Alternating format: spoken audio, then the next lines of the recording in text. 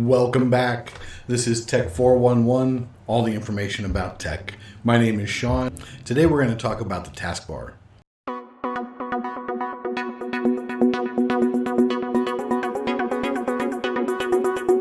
Can you dig it? Can you dig it? Today we're going to talk about the Taskbar, which is very useful if you tend to open a lot of things.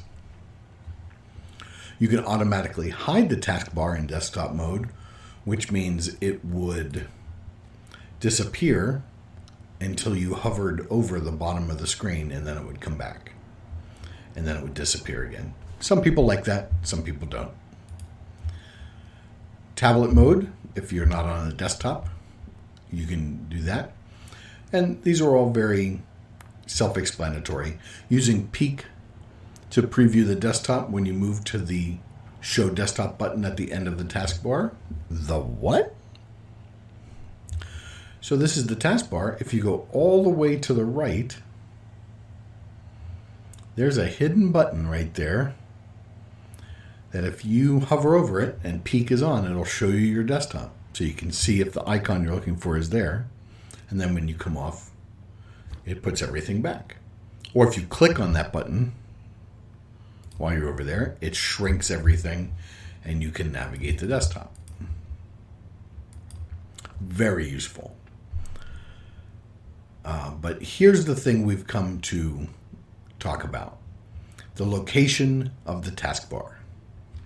And you can have it on the bottom, which is the default and the way Windows comes.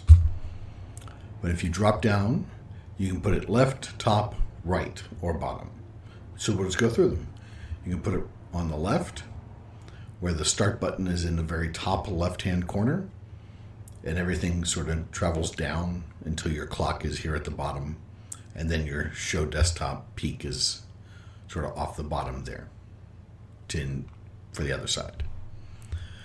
Same thing if you go top, it'll put the Windows icon in the top left again, but then it'll stretch across the top to the other side where your preview desktop is off that side. And just to complete it, you can do the same thing down the right hand side, and then of course you can put it right back on the bottom. And that's how you move the taskbar around, which was the topic. Here's your bonus. If you're ready, the combined taskbar buttons. So if you have multiple Chrome open, it'll combine them so that you can see them together. So when you hover over the one icon, it'll show you that you have two open. You can also only have them combined when the task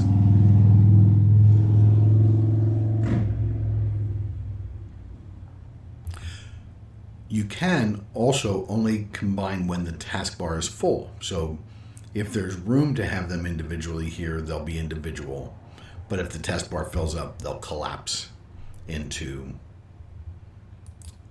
combined. Or you can say don't ever combine them, which makes a stack upon a stack. The default, I think, is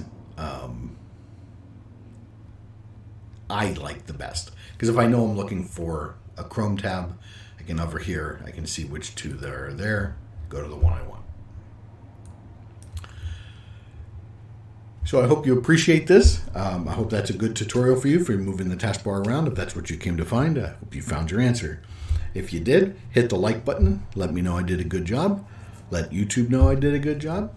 And if you like these kind of tips and tricks about Windows, or other operating systems, consider subscribing so you don't miss any content.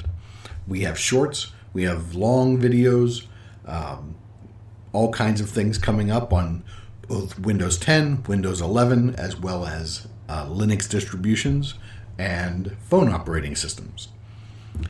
So let me know in the comments what things you're looking for in content, and we'll get those videos made. All right? For now, my name's Sean. This is Tech 411. See you next time.